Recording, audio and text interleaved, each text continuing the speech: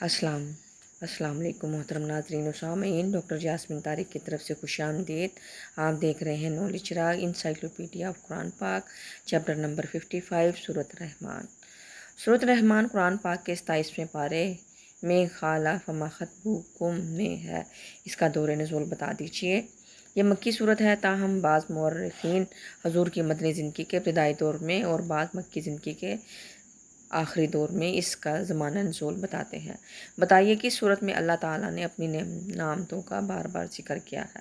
سورۃ الرحمن میں اللہ تعالیٰ نے انسان کو بار بار اپنی نعمتیں یاد دلائی ہیں۔ بتائیے سورۃ الرحمن کا نام موضوعاتی ہے یا علامتی ہے؟ یہ نام موضوعاتی ہے، اور اس سورت میں اللہ تعالیٰ نے اپنی صفات بیان کی ہیں اور مختلف مظاہر قدرت اور ثمرات کا ذکر کیا ہے۔ بتائیے سورۃ الرحمن کو کن ناموں سے یاد کیا جاتا ہے؟ عروس القرآن اور زینت القرآن بھی سورۃ الرحمن کو کہا جاتا ہے۔ ترتیب نزول کے لحاظ سے سورۃ الرحمن قرآن پاک کی 57ویں صورت ہے۔ موجودہ ترتیب بتا دیں۔ قرآن پاک کی موجودہ ترتیب کے لحاظ سے سورۃ الرحمن 55ویں صورت ہے۔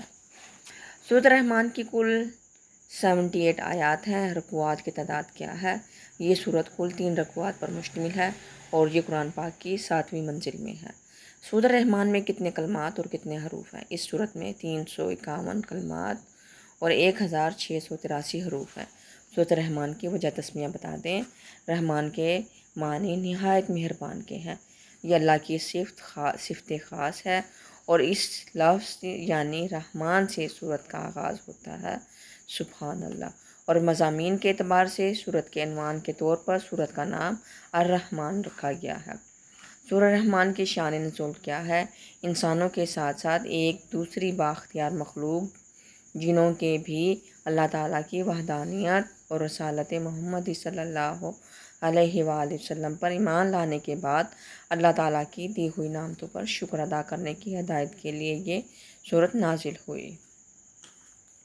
سورۃ الرحمن میں فَبِأَيِّ آلَاءِ رَبِّكُمَا تُكَذِّبَانِ کتنی مرتبہ استعمال ہوئی ہے؟